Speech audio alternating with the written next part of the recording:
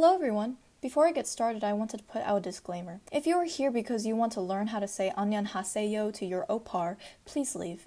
I do not tolerate the fetishization of other cultures. If you're actually interested in Korean for the language and the culture, keep on watching. This video will be split up into 4 parts. Materials you'll need, my format for my notes, resources that I use, and finally tips that I have for learning Korean. So first, we'll go over what you'll need to self-study. I'll go over the basic materials you'll need. The notebook I personally use is a Muji A5 lined notebook. I will link all of the products I use down below. The paper is really nice and I like the spacing of the lines. My go-to black pen is the Muji Black Gel Pen 0.38 millimeters. If I don't use the Muji pen, I use the Pilot G2 gel pen. Optionally, you can get highlighters, brush pens, and stickers/washi tapes. This is not required by any means, I just like using them to decorate my notes. I use the Tombow brush pens to decorate my notes, but you can also use highlighters. I recommend the Zebra Mile Liners. Also, all of my stickers and washi tapes that I use, I get off of AliExpress. So now that you have all your materials, you can start learning. So basically, I have a notebook for all of my Korean grammar. Let's just go over my notes format. So I keep my notes format pretty simple. I keep it relatively the same to my normal school notes format. So I'll just show you guys. So this was when I was still learning Hangul, so this isn't too important. So when I started learning actual grammar, basically what I would do is I would write the name of the lesson at the top, and then I would put the unit number and the lesson number. That way, if I'm looking for a specific concept, then I can look at the title. If I'm looking for a specific lesson number, I can look at the top for the lesson number and the unit number. But basically, so I keep it pretty simple. Every single time I have a new section,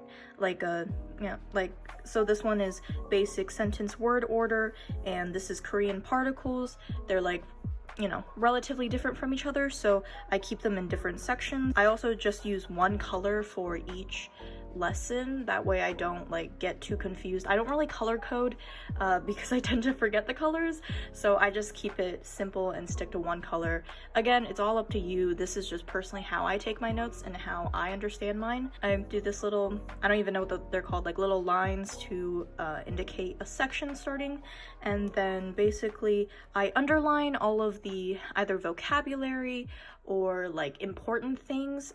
If it's super important, I definitely highlight it, and then all of my examples I highlight just to signify that, hey, this is the start to an example section. And you definitely do not need to be as extra as me with your notes. I just personally like being extra because it makes note-taking a lot more enjoyable for me, and it helps me practice my calligraphy and stuff like that when I don't have time to journal.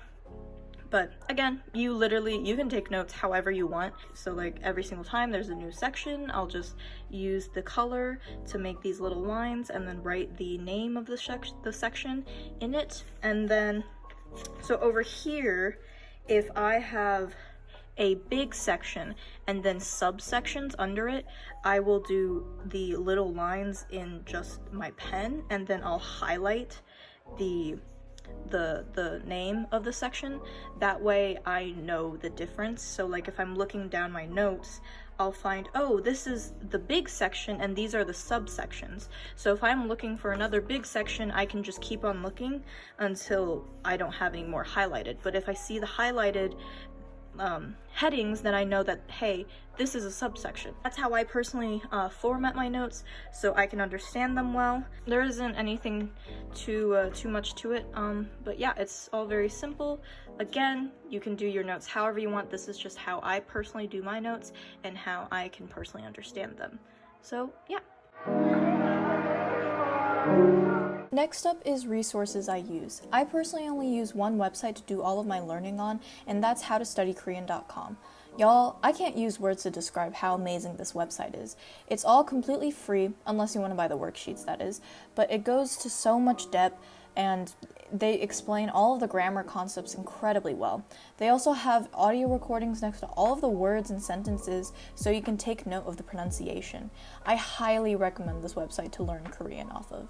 Another resource you can use is watching K-dramas and listening to K-pop. The best way to expose yourself to a language is by watching shows and listening to music that's spoken in that language. Some of the K-drama recommendations that I have is I Am Not a Robot, Strong Woman Do Bong Sung, Abyss, My Secret Romance, Love Alarm, and Oh My Ghost. These are all the ones that I've watched so far and have loved, and currently I am watching Extracurricular on Netflix. I'm very excited. Finally, the last resource that I recommend is Quizlet. Quizlet is an online flashcards website you can use to memorize your vocabulary. It's very helpful and has different sections you can work on. For example, it'll start off with the learning section where you start to learn the vocabulary. It'll help you by giving you multiple choice answers, and then as you progress, it'll get harder and harder in order to solidify your memorization. I would have never gotten through high school Spanish without Quizlet, and I believe it's extremely helpful to learn Korean vocabulary with. Finally, we're on to tips. My first tip and most important tip is be consistent. This is probably the most vague but most helpful tip. Language is all about consistency, and being consistent is the only way you can improve. I recommend sitting down for at least 30 minutes each day studying Korean to improve at a relatively fast pace. The second tip I have is make a schedule for yourself. I make a personal weekly agenda for myself to keep myself in check. For example, I learn the lesson on Sunday, study the vocabulary on Monday, go over the vocab with my friend on Tuesday, study grammar on Wednesday, go over grammar with my friend on Thursday, and then on Friday and Saturday I study that lesson's vocabulary and grammar, and then on Sunday morning I test myself over that lesson. My third tip is to make tests for yourself. I create Google Forms tests for each lesson to solidify my learning. If you guys want, I can link down below a Google Drive of all of the tests I've made. If you guys want, let me know. My last tip is to practice writing, but also speaking as well. Writing is definitely important, but speaking is just as important. I personally practice speaking with my friend, but also just repeating Korean phrases and words back to yourself helps your pronunciation. You can even record yourself and then listen back to see what mistakes you're making. That's it. I hope this video helped you to either start learning Korean or benefited your current Korean studying habits. I really enjoy learning new languages, and I hope this video shows you that you don't have to take a class at your school in order to learn another language. Anyways, that's all I have for you. Thanks so much for watching. Bye!